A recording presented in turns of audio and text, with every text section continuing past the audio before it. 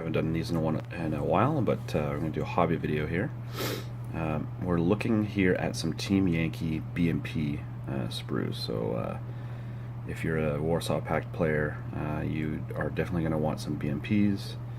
Most of the time you're going to want BMP2s because the missiles are a lot better on the BMP2s, but now with Red Thunder coming out in a few months and with the Volksarmee book that's out, a lot of people are like, well, maybe I want some BMP1s. Maybe I want to be able to, instead of buying a whole new box, there's a couple different ways of having your BMP1s swappable to your BMP2s, and that's what we're going to go into right now.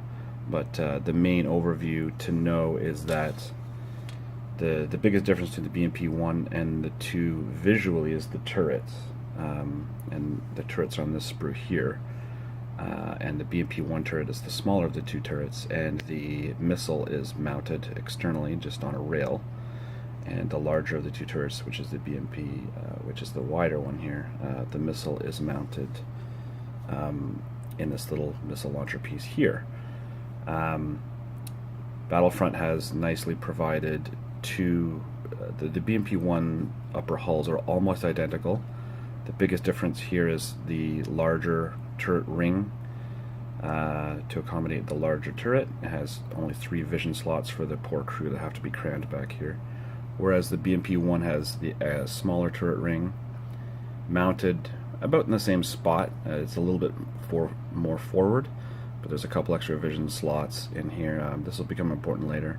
I'm just going to go I'm going to pause now and come right back to the build, and we'll see a couple of ways in which we can get some extra mileage by swapping the upper turrets. So here I've cut out the pieces that I need for the first step. On the left are the rear hatches, the 2 track pieces, and the lower hull tub. Those are going to be common to everything. And on the right are the BMP1 and the BMP2 upper hulls. And the goal here is to be able to fit either of the top 2 hulls snugly on top of the hull assembly. Now, I'm going to recommend using plastic glue here. Not only, the one drawback the plastic glue has is once it basically melts the 2 plastic pieces together, so you have to basically chop through it if you miss it. However, super glue, you can pry them off. The thing is that with plastic glue, you have a bit of leeway. Like as it's setting, you can dry fit the upper hull on there just to make sure that everything's going to fit. These are computer-aided design sprues. You can tell once you've built a few of them, so they are going to be extremely snug. So we should be able to work this out with no problems at all, working the upper hulls, but we're going to see. Alright, so I'm just going to set the camera down on the tripod here. So I just assembled this piece here, and as you can see, the back hatch is on, the track sides are on the side of the hull. The important part here is do not get glue squirting out on this seam line here. Down here is fine. You can see how nice and snug it fits up in here. So the idea here is, and you can see I've assembled the turret pieces as well here for the BMP2 and the BMP1. So the idea is that this should be able to fit snugly right in here. I mean, you can't even tell, and it's not like the tracks are going to fall out. So if you really want both hull pieces and everything to be perfect, you could just sit here and build the rest of that turret, the rest of this turret, and in a game where you're running BMP2s, you run those, build and paint these, and then when you want to run BMP1s, you can go ahead and do that. I mean, you could magnetize the interior of that, but that's not really coming out. I mean, maybe after a couple of times of playing. I mean, these fit really nice and snug. You could put some blue tack on the interior right here if you had to. There's plenty of places to put magnets if you wanted to, but I don't think you have to do that. The lazier person, which is me, of course. So this is a way to do it by painting both sections, but curiously, my plan initially was to make BMP1 hulls, and using the magnets, I mean the magnet's going to fit the same way, is have the BMP turrets swap a bullet with the BMP1 hulls, which you can do. And remember those vision slots I mentioned? So these two vision slots here you would file off on the BMP1 upper hull, and if you really wanted to, you could, this turret ring, you could bring it down just so this fits snug. So there's that. So that's the two ways of doing it. Now I've got a third method that for me I think is pretty cool, and that is online. I was looking up, and there was a vehicle called the BMP1P. So essentially, it was the users of the BMP1 wanted the missile from the BMP2, and so they took out the launch rail. They took out the BMP1. It's hard to see, but right. Bring it close here.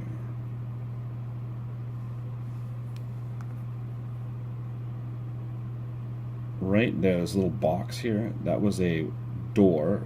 The gun sits here, and the launch rail is right there. So this little door here, this is where they would reload it from the inside. So that door they would weld shut. This door would still open, and right here is where they would mount the BMP2 weapon for the BMP1P. So I will build that turret and show you what it looks like. But so far you can see you can build BMP1s and 2s for all your East German / Red Thunder / Red Banner needs.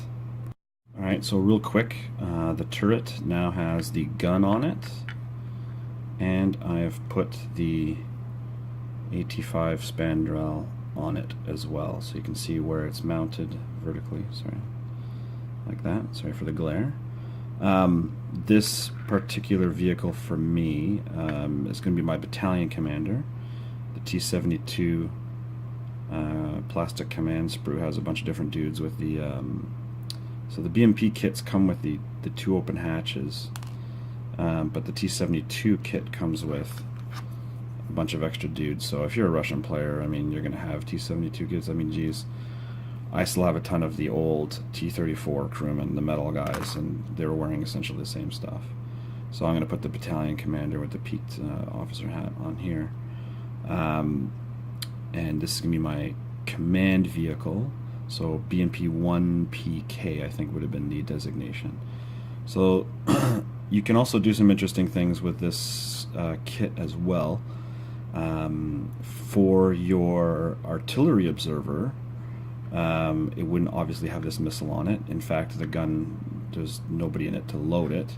However, on the back deck, there would have been a bunch of antennas mounted on the rear quarter, the rear corners. There'd be two antennas there, and then another one mounted on the back of this. Another thing to note, and I'm not going to put them on, but if you aren't putting the grenade launchers on this turret here, the more modern BMP1Ps had the grenade launchers mounted on the back of the turret. Sorry, I shouldn't stay using my big thumb or my big fingers here. Use this. So the grenade launchers were mounted here to basically do an arc of fire there for the smoke launchers. So I mean, if you wanted to be realistic, you could mount them along here. But they look more like the T-72 ones than the, you know, there's the ones on here are the two pieces. So I'm just going to finish gluing this guy on here. I'm going to add the antenna mountings, and then I'll show you the painted, the finished painted BMP1 piece. So as promised, these are my painted ones for my BMPs. So currently, right now in my battle reports, I've been using quite a lot of these BMP2s. These are perfectly normal BMP2 build. The turrets are magnetized. So Battlefront used to provide the magnets with each kit, but they don't anymore. But they can be bought by Gale Force 9, which I think they own anyways. And so here they are. So these really thin ones here. Let's just get a good close-up view. I don't have the blister pack on me of what these are exactly. I do use one of these on the end to know which is which, because when you go to do the swappable turrets like I mentioned, so that you can put the BMP2 turret right on there. Right, so you've got a BMP1 hull that can be a BMP1. This is, of course, if you're not doing the BMP1P trick with the missile launcher here. So BMP1 turret on the BMP1 hull, and you want them to be BMP2s. There you go, just paint the other turret. There you go. But for that to happen, the polarity has to be the same everywhere. So a lot of people have said, oh, put like a mark on the end and then as you go. I try to, every single time I do this, I try and do it the same way in terms of I peel one off of the end and then insert it after I put super glue there the same way. What you want to do is you don't want to accidentally get one that's the reverse polarity. So in here, this is the reverse polarity. This is not the way I want it. I want them to go in. So what I do is I know this is the wrong direction. So now this is the direction they're going in, right? So we know that's the correct polarity. So I'm going to want to glue this into there. So I'll quickly grab my super glue. I guess I'll just do it live. Wasn't anticipating doing it, but why not? Trying to get around the camera here.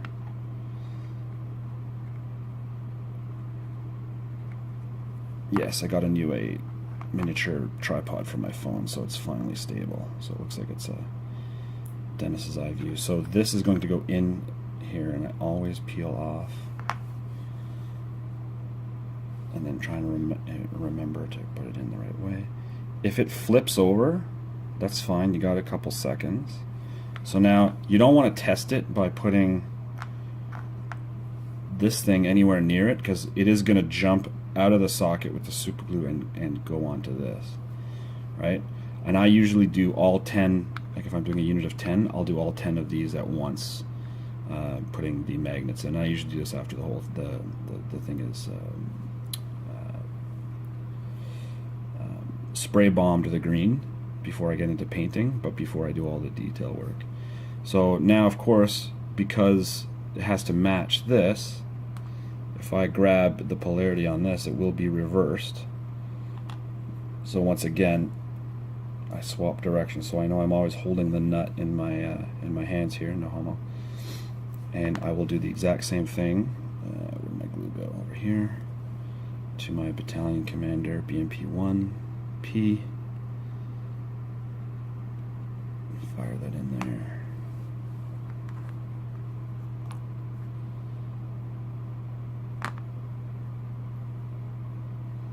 And again, I'm going to have no way of testing this until a couple hours from now when it's dry.